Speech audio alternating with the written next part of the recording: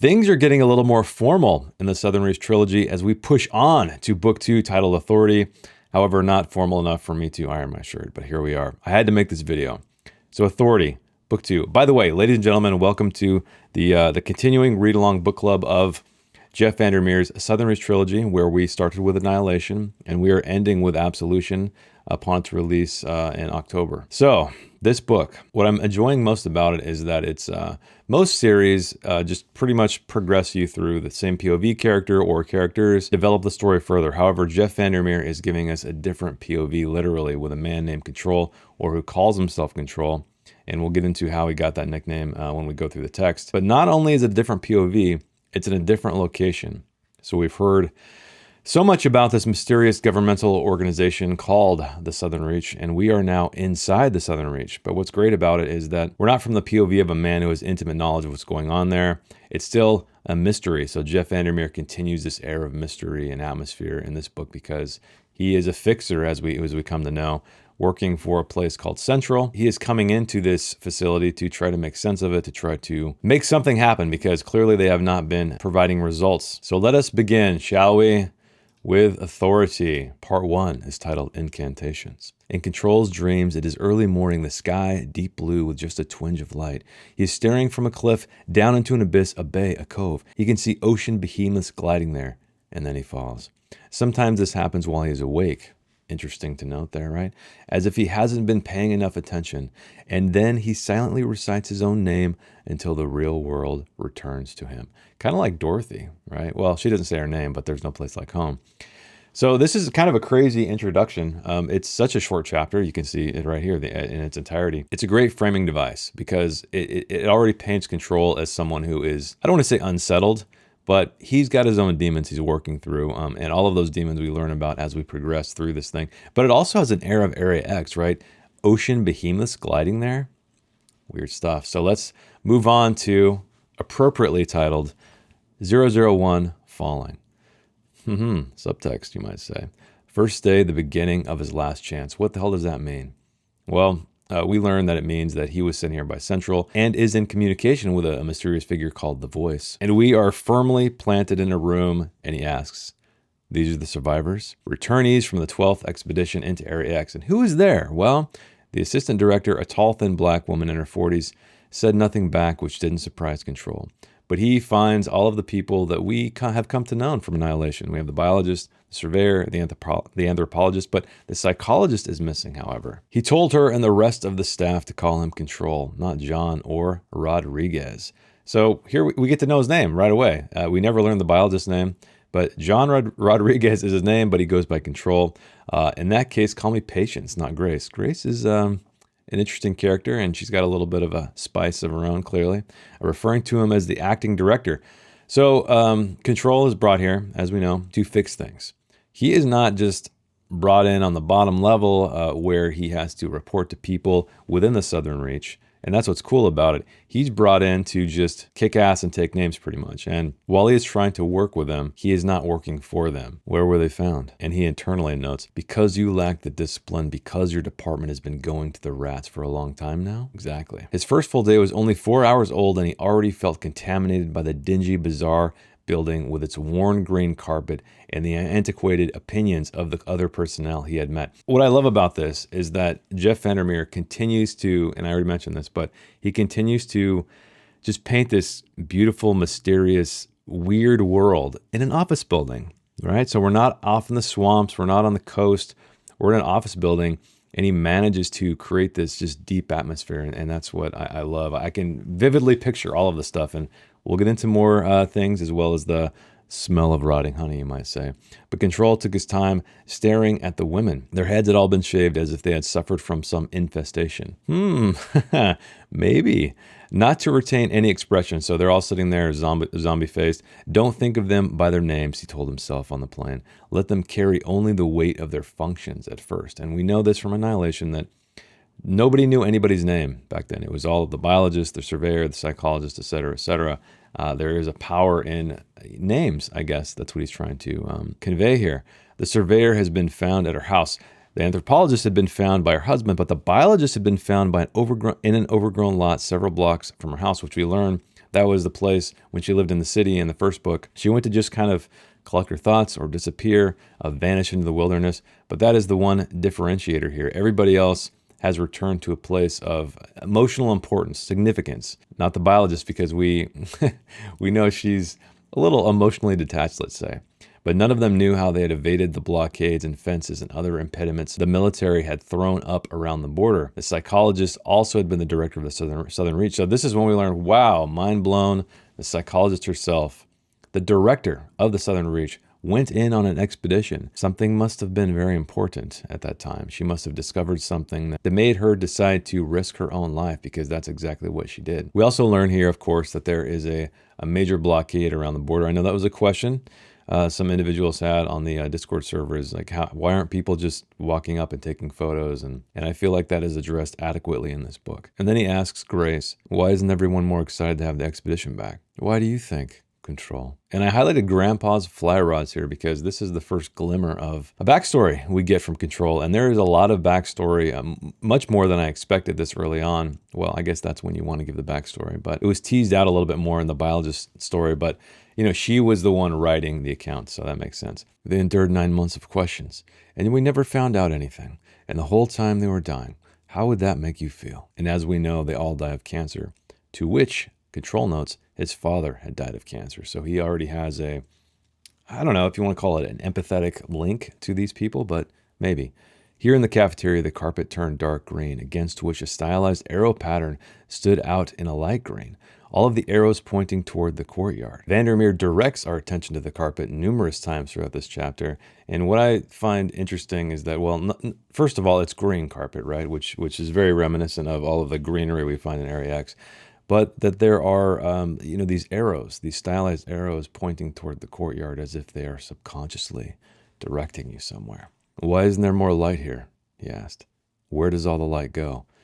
What a weird, mysterious question for Control to ask, because that's just him wondering, why isn't this place illuminated as much? But I feel like it's a deeper question indeed. When one of the three, the biologist, turned her head a fraction, looking into the glass as if she could see him. Ooh, mysterious. The expedition members had been picked up almost 6 weeks ago, been subjected to a month of tests. The Voice, here we go. We learn about this mysterious person called The Voice. His primary contact in the upper echelons had implied in an initial briefing that this was an easy assignment given his past history, known as the Fixer. The Southern Reach had become a backward backwater. I like that, that description there. Agency guarding a dormant secret that no one seemed to care much about anymore. Acclimate, assess, analyze, and then dig in deep. Those are his orders. And this is when we learn a little bit of Control's background. So he was he was an operative in the field, surveillance on domestic terror calls, data synthesis, and organizational analysis. It's funny; those are very vague, just absolutely generic terms that really mean nothing but sound kind of cool. But more and more, he had become the Fixer. He seemed better at identifying other people's specific problems than at managing his own general ones. And we find out here he's 38. That's cool too, because that's Vandermeer telling us that, he's dealing with some demons. He's got some personal stuff going on, but he's better at fixing other people's issues rather than his own. And we will find out, well, hopefully we'll find out how deep those go. The Voice had also neglected to mention that Area X lay beyond a border that still, after more than 30 years, no one seemed to understand. So this is the first time I believe we get, a timestamp on Area X, and we get another one a little bit later from Grace herself, more about like when this thing potentially happened. And this is when we get more of Control's physical description. About 6 feet tall and passive, the compact, muscular build of an athlete. He could run for miles and not feel it. So he's a very, very athletic individual. And this is when Grace and Control are butting heads about. She wants him to interview all three, and he's like, no, just one. I don't need the other files because I only need to question one of them. You need all three. No, just the biologist. That is a mistake. 753 isn't a mistake, he said. 722 isn't a mistake either. Such a crazy response, right? And to me, when I first read this, I was like, I don't know what this means. I thought they were arbitrary numbers, and he was trying to make a point that, 1 versus 3 doesn't matter. And then these numbers, 753 isn't a mistake. 722 isn't a mistake either. And this is referring to, I believe, the word count of the biologist, what she said when she came back. Keep the biologist in there. I know something you don't know. And I'm wondering if that's the word count or something else. Was it alchemy or true magic? Was he wrong? And did it matter? Since if he was wrong, each was exactly like the others anyway? Yes, it mattered. This was his last chance. Echoed from the very first lines of this chapter. His mother had told him so before he'd come here. Boom! Okay, so he's talking to his mom, clearly, even though we learn that she is a flash of light, as described here. Control's mother often seemed to him like a flash of light across the distant sky. So very distant, very mysterious, just showing up when she finds it fit. An only child, Jackie Severance had followed her father into the service and excelled. This is when we learn about his mother, his grandpa, how she was a very distant parent, and we also learn later about his father, how he was an artist, and that kind of contributed to him and his mother breaking apart and divorcing. Him and his mother's relationship falling apart. But as a parent, even when she was around, she was unreliable. Grandpa Jack, here we go, says when the mother wants to push him into the service, I don't think he has the temperament. That could be some foreshadowing as well, huh? And they also vacation in a summer cottage by the lake, and they referred to it as their own private spy club. Grandpa would make him move the antenna to get better reception. Just a little to the left, Control, he'd say. Just a little more. And so that is how he got his nickname, Control. Something his grandpa had given him out of love. When he grew up, he took control for his own. But this was the first time he told his coworkers to call him Control, and he couldn't say why, really. It had just come to him, as if he could somehow gain a true fresh start. Or is it perhaps him asserting himself because he is out of control of his own personal life, but he's trying to control the situation of the Southern Reach, perhaps? A little to the left, Control, and maybe you'll pick up that flash of light. His mother. Why had the biologist returned to an empty lot rather than her house? The other two had returned to something personal, to a place that held an emotional attachment. I think we know that already, Control. So here are the numbers, 753 and 722. During the preliminary interviews, the biologist had, according to the transcripts in her file, managed to divulge only 753 words. That included the word breakfast. And we remember that from Annihilation when the psychologist was interviewing her. And she would say these one-word answers, but then divulge to us a very deeper explanation or deeper meaning. He'd insisted on the former director's office despite Grace's attempts to cordon him off. So he's going to the psychologist's office, and we find out that's a very strange place. It's a very musty place. I think there's like old pine cone dust or something like that on the windowsill, and there's these pictures which we'll go over. Also very antiquated equipment, and this made me laugh when Grace says, "You are a little off. You're not all there." Just the size and weight of the director's computer monitor spoke to its obsolescence, as did the fact that it had died decades ago, thick dust layered atop it. So we find out that Area X kind of just absolutely destroys equipment when it's taken in there. And so she was fixated on this fact to the point where she kept all of her records on paper, not digitally, and she has just these really, just tons of antiquated equipment. The calendar he finds dates back to the late 90s. Another timestamp. Was that when the director had started to lose the thread? And what does she look like? Well, a tall, husky, 40-year-old woman who looked older. Again, the first time we get a physical description of her. Control had done a little light reading of the transcripts from the induction interviews. And here we get more of a description about all of the words that were spoken by these individuals who had returned. So we have 4,623 words, 7,154 words, et cetera, but which left just the biologist and her terse 753 words. The ghost bird. Ghost was right there in the transcripts. He notes here that there are odd specifics that the others lacked. Whereas the anthropologist might say the wilderness was empty and pristine, the biologist said there were bright pink thistles everywhere.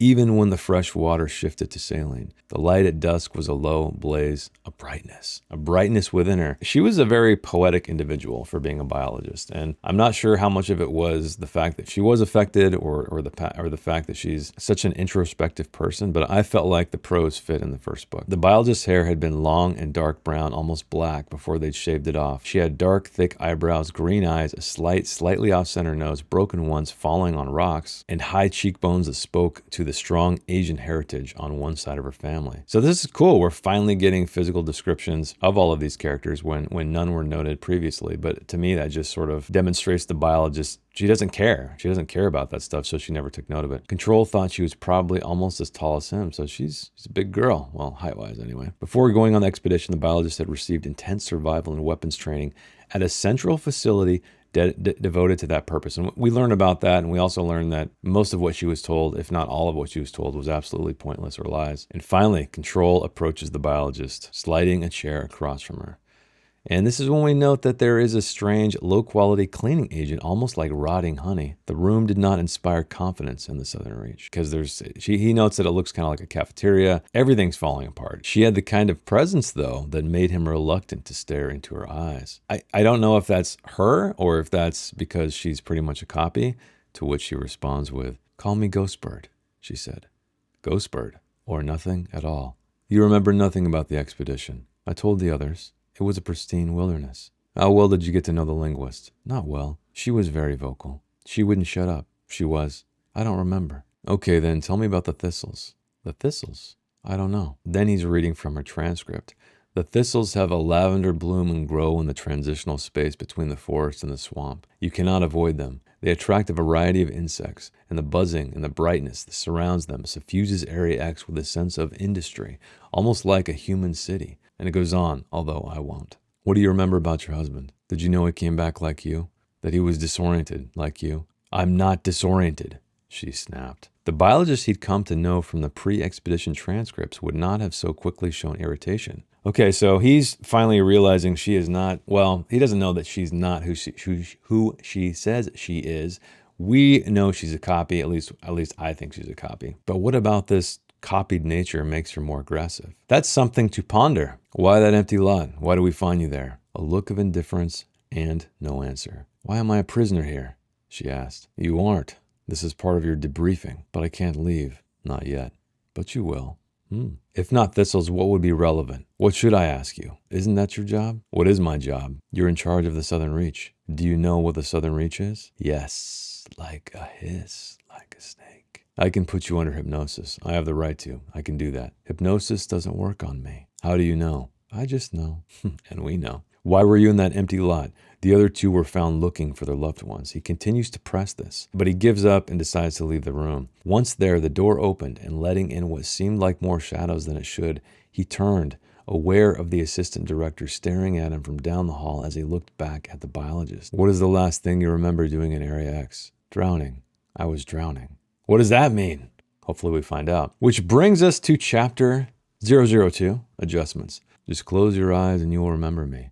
Control's father had told him just 3 years ago in a place not far from where he was now, the dying trying to comfort the living. Why had the biologist said that? When Control opened his eyes, he was standing in the back of the U-shaped building that served as the Southern Reach's headquarters. Stacked concrete was a monument or a midden. A midden, pile of refuse, or a dunghill, is something that was uttered in the first book, Annihilation. And I love the way he's painting this picture of this very dystopian concrete building. It's very strange, very mysterious, and also looking out on a lake ringed by thick, old-growth forest.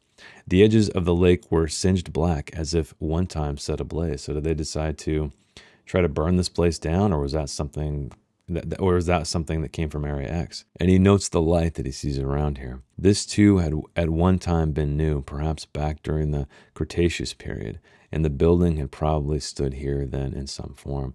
I love that because that adds an air of mystery and history and just strangeness about some ancientness about this entire thing. A road threaded its way through the trees toward the invisible border, but beyond which lay Area X, just 35 miles of paved road, and then another 15 unpaved beyond that, with 10 checkpoints in all, and shoot to kill orders if you weren't meant to be there, and fences and barbed wire, and trenches and pits and more swamp. So this is a heavily guarded border, okay? They're not letting anybody through there.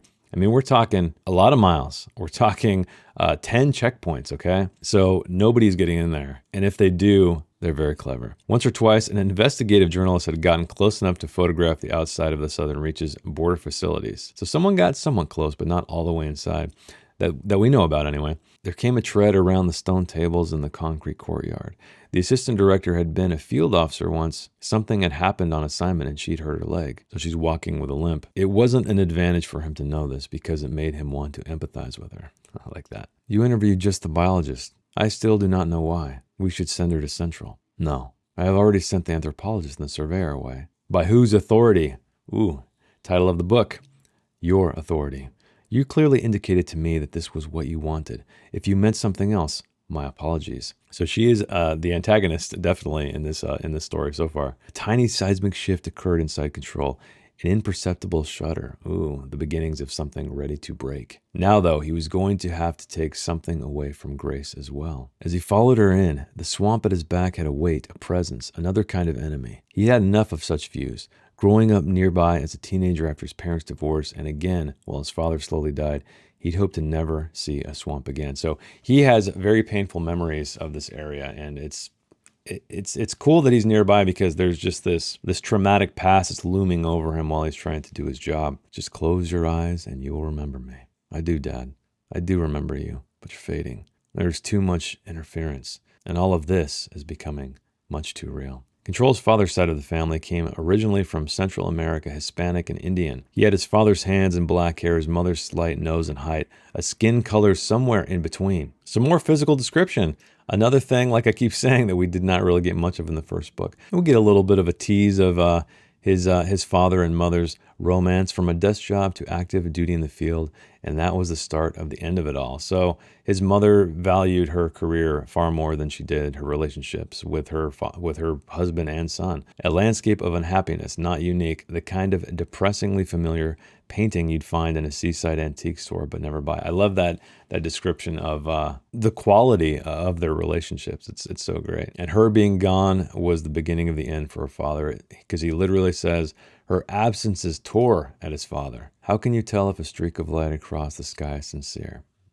When they divorced, Control went south to live with his dad. Yet during those hot summers in the small town not very far from the Southern Reach, Control kept thinking about his mother, out in the field in some far-off city or country, that distant streak of light. One day he believed she would take him with her, and he would become the streak of light, have secrets no one else could ever know. Ooh, to me that seems like foreshadowing, because we know when, let's say Control hypothetically goes into Area X. I honestly don't even remember. People change. People transform into things. There are streaks of light. There's bioluminescence. There's all kinds of crazy stuff in there. So this could be, take note, readers out there, this could be foreshadowing of his end and how maybe he symbolically joins his mother. Who knows? Some rumors about Area X were elaborate and in their complexity seemed to Control like schools of the most deadly and yet voluminous jellyfish in the aquarium. So here we go. We have Jeff Vandermeer equating something like complexity to a physical thing like voluminous jellyfish at the aquarium. Invasion sites, secret government experiments, italicized and italicized. But the truth did have a simple quality to it.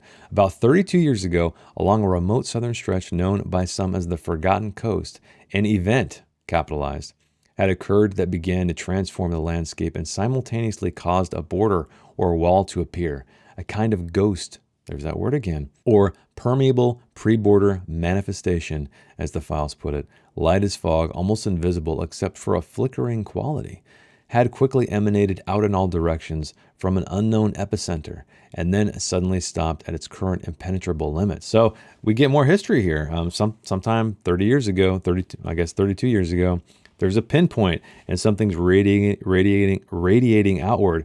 We don't know what. We get a little bit of description about what it feels like, I guess. But the riddle of why equipment, when recovered, had been rendered non-functional, some of it decomposing at an incredibly fast rate. So that really answers the question, why are they put into Area X with this old antiquated equipment? Well, because it's going to just destroy it.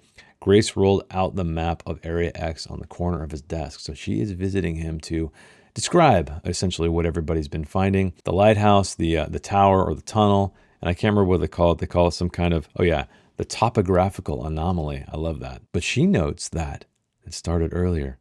How much earlier? Intel indicates there may have been odd activity occurring along the coast for at least a century before the border came down. What? That's crazy. And I highlighted this here because maybe they called it a holiday retreat. So Jeff Vandermeer, I've been trying for the death of me to find information how Roadside Picnic inspired this book. But this line to me stands out as it's got to be evidence, because in that book, they described the alien visitation as a roadside picnic. There was nothing of significance. They were just passing along, made a pit stop, threw the trash out there, and we're infatuated with it. We think there has to be reason behind it. Funny enough, Control's dad says something of the sort later on in this book. The kind of strange doings alluded to by hard-living, bearded fishermen in old horror movies. It reminds me of the movie The Lighthouse. It reminds me of H.P. Lovecraft, where, yeah, you know, you have these mysterious seaside towns where there's these old bearded fishermen and strange stuff comes out of the sea. There had even been an informal group, the Seance and Science Brigade. So this is weird. So we're getting a group that is thinks there's some kind of paranormal activity going on here. So that's kind of a cool spin on things. It was the SNSB that had an effect named at Area X, in fact, identifying that coast as of particular interest and calling it Active Site X, a name prominent on their bizarre science-inspired tarot cards. And here we go. We live in a universe driven by chance, his father had said once, but the bullshit artists all want causality. Indeed, everyone's always looking for what caused it, what's the reason behind it, what's the meaning, when in fact sometimes stuff just happens. I know what you're thinking, Grace says. Have we been compromised by our own data? The answer is, of course. But if there is something in the files that is useful, you might see it because you have fresh eyes. We've been here a long time, Control. A very long time. Living with this, unable to do very much about this. You don't go home at night with it in your stomach, in your bones. In a few weeks, when you have seen everything, you will have been living with it for a long time too. So here she is really telling us that the reason why nobody really cares, people who work here are just kind of over it, is because they've seen it all. They've lived with it for so long, it's meaningless to them. They've gained no new knowledge. And so even though there's a strange, mysterious border that has some kind of alien landscape perhaps on the other side, like they're just, because they're not getting anywhere. They're not making any headroom. So to Control, this is very new to him. He's like, why isn't anybody doing anything? Why doesn't anybody care? Right there, she's telling you. The first expedition alone had, according to the files, experienced such horrors almost beyond imagining that it was a wonder that they had sent anyone after that.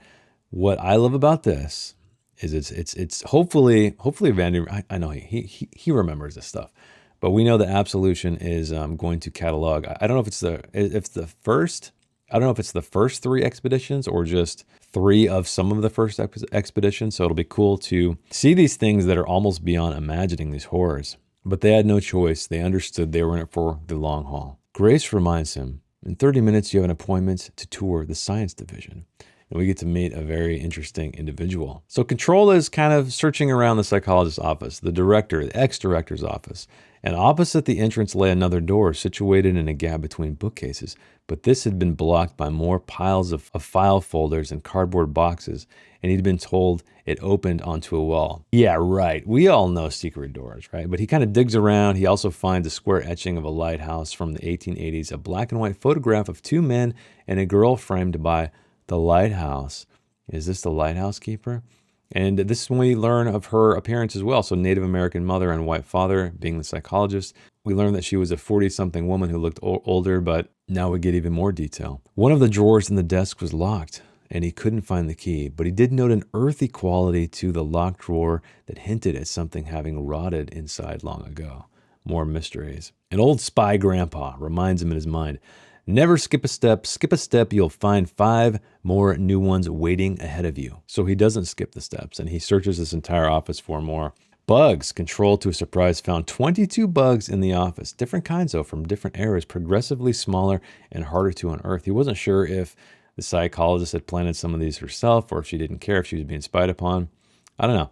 Again, it kind of just harkens back to just the age of this place and how there's like an unfocused nature to a degree. How people care about certain things, but not necessarily the same things the Southern Reach or Central care about. And he's going to the labs. So the labs had been buried in the basement on the right side of the U. Control had been assigned one of the science division's jack of all trades as his tour guide, a man named Whitby Allen. And he coins himself as a cohesive naturalist and holistic scientist specializing in biospheres. More gobbledygook. He's a strange-looking man, though. I think he's like in his 50s, but he looks younger, as Control notes. He's got these very hairline fractures of wrinkles, but he's also wearing a burgundy bow tie. Yeah, he's wearing a blue blazer as well. Control had seen him in the cafeteria at lunch next to a dozen dollar bills fanned out on the table beside him. Who knows why? And Control asks him, did you know the members of the 12th expedition before they left? I wouldn't say no, but you saw them around. Yes. The biologist? Yes, I saw her. What did you think of her? She was distant. Serious, sir. She outworked all of the others, but she didn't seem to be working at it, if you know what I mean. No, I don't know what you mean, Whitby. Well, it didn't matter to her. The work didn't matter. She was looking past it. She was seeing something else. Indeed. No one but the director wanted that biologist on the 12th expedition.